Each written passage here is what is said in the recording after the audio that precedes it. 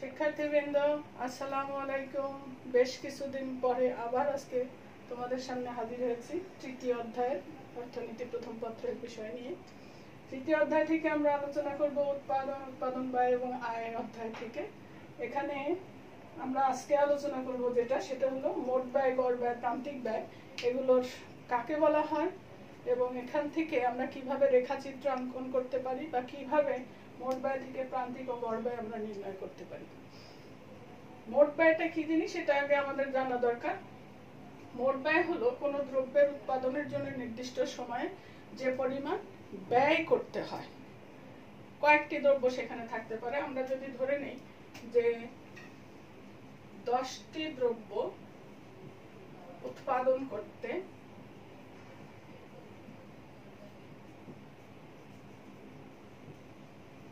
খরচ 50 টাকা, 10টি দ্রব্য, এটাকে আমরা বলবো মোট ব্যয়। দ্রব্য ছিল 10টা। একইভাবে মোট ব্যয়ের সূত্র আছে।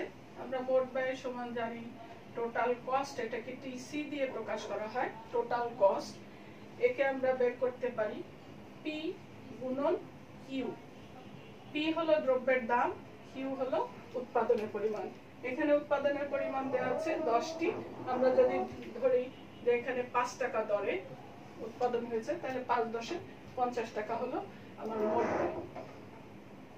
মোট ব্যয়টা সাধারণত দুটো ব্যয়ের সমষ্টি, এটাকে বলা হয় দুইটা ব্যয়ের সমষ্টি। আমরা ধরে নিয়ে থাকি যে মোট ব্যয়ে দুই ধরনের ব্যয় যুক্ত হয় যে কোনো দ্রব্য উৎপাদনের ক্ষেত্রে। এখানে দুটো ব্যয় কি, একটাকে বলা হয় TC is equal to TVC plus TFC. টিভিসিটা কি জিনিস? টোটাল ভেরিয়েবল কস্ট, অর্থাৎ মোট পরিবর্তনীয় ব্যয়। টিএফসি টোটাল ফিক্সড কস্ট, মোট স্থির ব্যয়।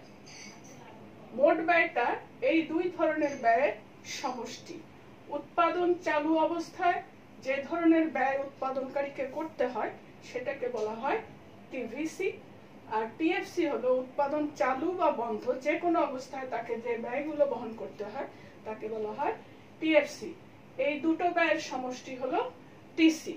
যদি উৎপাদন বন্ধ থাকে তাহলে এই ব্যয়টা বন্ধ থাকবে, এটা কন্টিনিউ চলবে। আর যদি উৎপাদন চালু থাকে তাহলে দুটো ব্যয়ই আমাদের হতে থাকবে। এই কারণে এই দুটো ব্যয়ের সমষ্টি হলো মোট ব্যয়। এখন আমরা আসি গড় ব্যয় কাকে বলা হয়। প্রতি একক দ্রব্যের উৎপাদন ব্যয়কে বলা হবে গড় ব্যয়, অথবা আমরা এভাবেও বলতে পারি এক একক দ্রব্যের উৎপাদন ব্যয়কে গড় ব্যয় বলে। অর্থাৎ এসি সমান হবে টিসি কে যদি আমরা কিউ দিয়ে ভাগ করি। টিসি আমরা এখানে টোটাল কস্ট বের করেছি, এটাকে কিউ দিয়ে ভাগ করলে আমরা পাবো এসি। কাজে টোটাল কস্ট আমরা আগের যে পরিসংখ্যানটা লিখেছিলাম 50 টাকা, দ্রব্য উৎপাদন করেছিলাম 10টা, এখান থেকে আমরা পেতে পারি সেটা হলো 5 টাকা। অর্থাৎ টিসি হলো 5 টাকা, এসি হলো 5 টাকা। একটা দ্রব্যের উৎপাদন খরচ 5 টাকার সমান। এখন এই এসিটা দুটো বিষয়ের সমষ্টি বা দুটো ব্যয়ের সমষ্টি হতে পারে। সেটা হলো A V C plus A F C, average variable cost plus average fixed cost. এই দুটো যোগ করলে আমরা এসি কে পেতে পারি, অথবা এভাবেও এসি নির্ণয় করা যায়। এখন আসি আমরা প্রান্তিক ব্যয়। প্রান্তিক ব্যয় কাকে বলা হবে?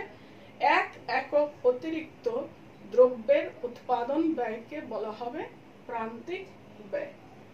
এক একক দ্রব্যের যে অতিরিক্ত ব্যয় সেটাকে বলা হবে প্রান্তিক ব্যয়। প্রান্তিক ব্যয়কে আমরা নির্ণয় করতে পারি কিভাবে?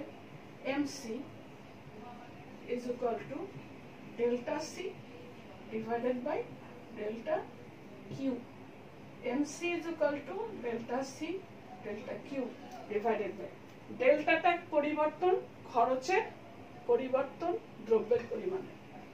অর্থাৎ আমি 10টি কলম উৎপাদন করতে খরচ করেছিলাম 50 টাকা, যদি 11টি দ্রব্য উৎপাদন করতে খরচ হতো আমার 53 টাকা, তাহলে এখানে এই যে অতিরিক্ত একটি দ্রব্যের জন্য আমার যে অতিরিক্ত খরচ হলো এটাকে বলা হবে প্রান্তিক ব্যয়।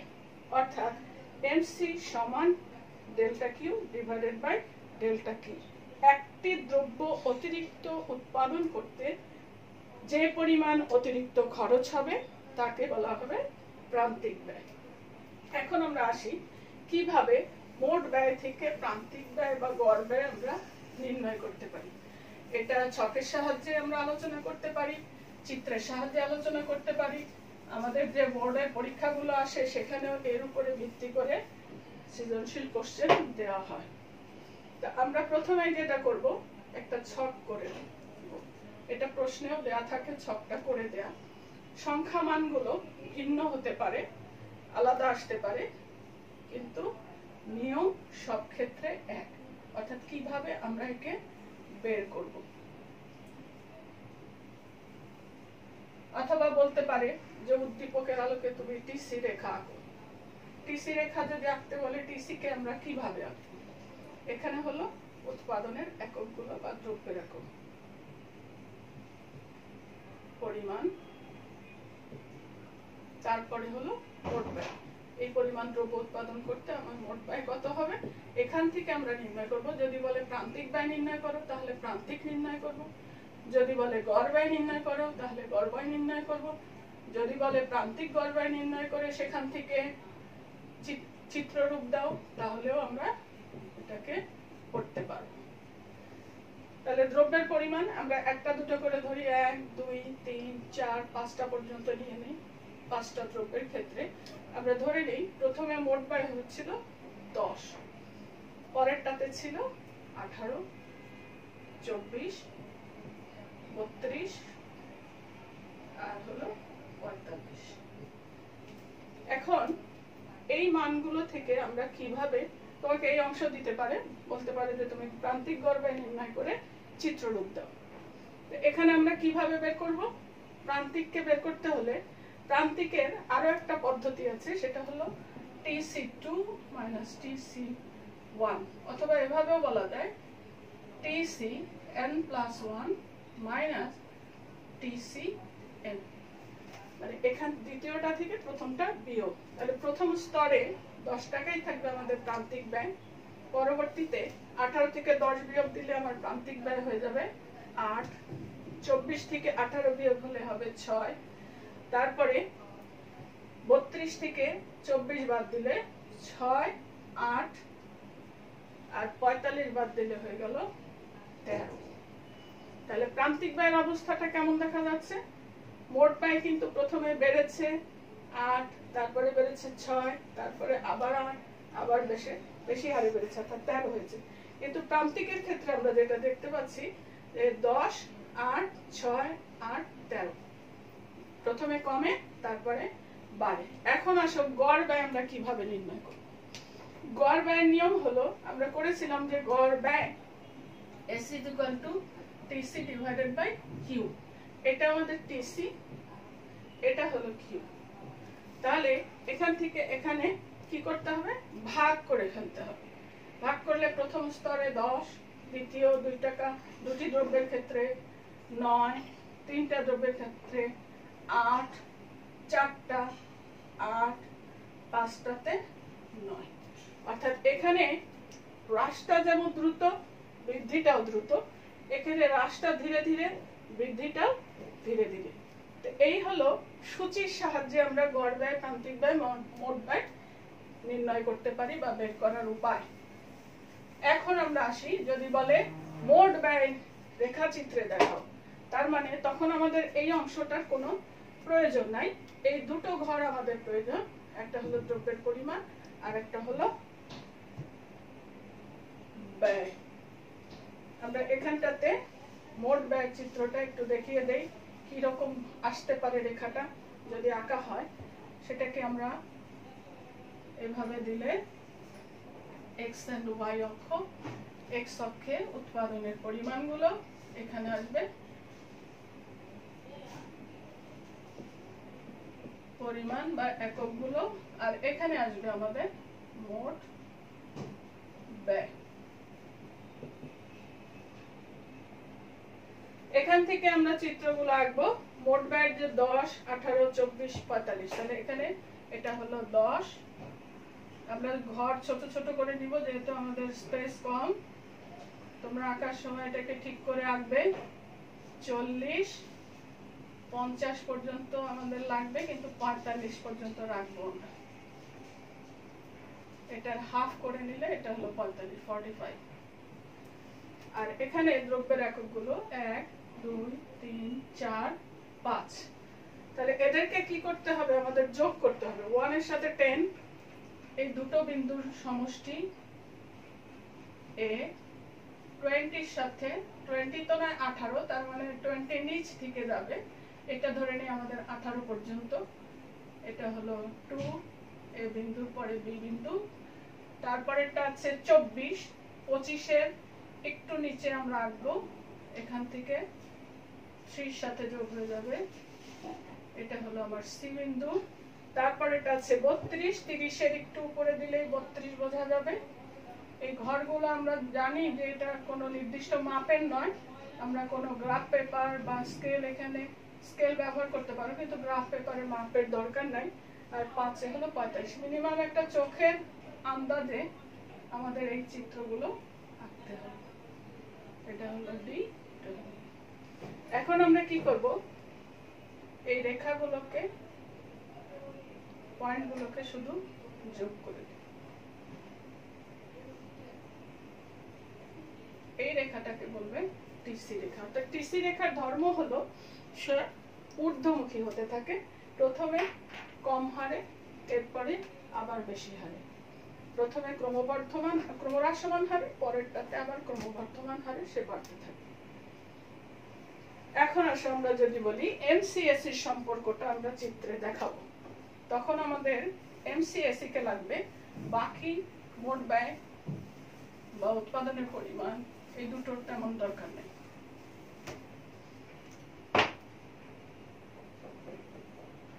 এই চিত্রেই আমাদের আনতে হবে স্পেস করে। এখানে যে মানগুলো আছে 6 থেকে শুরু করে 13 পর্যন্ত, কাজে এখানে আমরা সংখ্যাগুলো একটু বাড়িয়ে নিতে পারি। এটা হলো 6, 8, 10, 12, 13। আর এখানকার উৎপাদনের পরিমাণ 2, 3, 4, 5টা x, y। এখানে উৎপাদনের পরিমাণ থাকবে, y অক্ষে শুধু গড় ব্যয় বা প্রান্তিক ব্যয় দুটোই থাকবে, এসি এন্ড এমসি। আর এখানে কিউ বা উৎপাদনের পরিমাণ। এখন আমরা কি করব? একইভাবে মোট ব্যয় যেভাবে বের হয়েছিল ঠিক একইভাবে আমরা গড় প্রান্তিক ব্যয়কেও নির্ণয় করব বা বের করব। 1 এর সাথে আমরা যোগ করে দিব 10 কে। 10 দুটো রেখার পয়েন্টই এই বিন্দু থেকে উঠবে।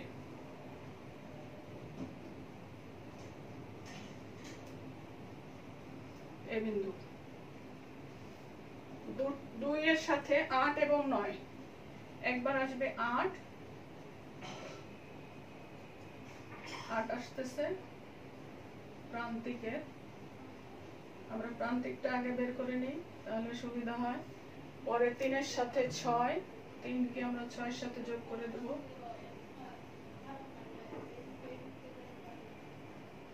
বি বিন্দু, সি বিন্দু।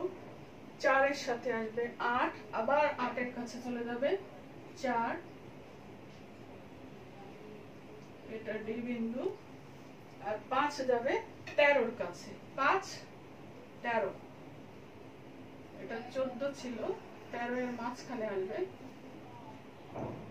এই মাঝ বরাবর 13 5 এর সাথে যোগ হয়ে যাবে। এটা হলো আমাদের এই বিন্দু। তাহলে এমসি রেখা মোটামুটি আমরা পেয়ে গেছি। এই পয়েন্টের মাথাগুলো খালি যোগ করে দেব আমরা। এমসি প্রথমে কমে, এরপরে আবার সে বেড়ে যায়। এই রেখাটাকে বলবো আমরা প্রান্তিক ব্যয় রেখা। এখন গড় ব্যয় রেখা, আগের মতন করে গড় ব্যয়কে আঁকবো। 10 এর সাথে এই বিন্দুটা থেকেই উঠবে রেখা। 2 হবে 9 এর সাথে, 8 এবং 10 এর মাঝখানে 2 যোগ হয়ে যাবে। এটাকে এভাবে যোগ করে দেবো আমরা। ই পর্যন্ত গিয়েছিলাম, সিডি ই বিন্দু, এটা হলো এফ বিন্দু। পরেরটা 3 আছে, 8 এর সাথে যোগ হবে 3 8, এখানে আসবে জি বিন্দু। তারপরে 4 আসবে 8 এর কাছেই, এই 4 8 এর সাথে এখানে আছে। আর 5 চলে যাবে এখানে, কত ছিল আমাদের 9 এর সাথে, 5 9।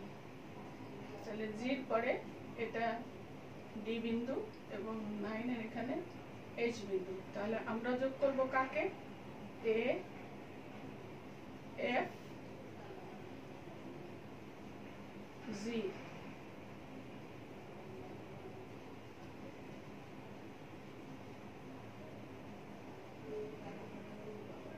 জি ডি এইচ, তার মানে এটা হলো আমাদের এসি বিন্দু। তাহলে এসি রেখার ধর্ম হলো, এসি রেখা সবসময় ইংরেজি ইউ আকৃতির হয়, আর এই দুই জনের ধর্ম হলো এমসি রেখা এসি রেখাকে নিচ থেকে ছেদ করে উপরে উঠে যায়। তাহলে আজকে আমাদের পাঠ হলো এই পর্যন্তই। গড় ব্যয়, প্রান্তিক ব্যয়, মোট ব্যয় কাকে বলা হয় এবং সেখান থেকে কিভাবে আমরা সূচিপত্র বা চিত্র আঁকতে পারি। আগামী ক্লাসে আবার কোনো পাঠ নিয়ে আমরা হাজির হব। সবাইকে ধন্যবাদ।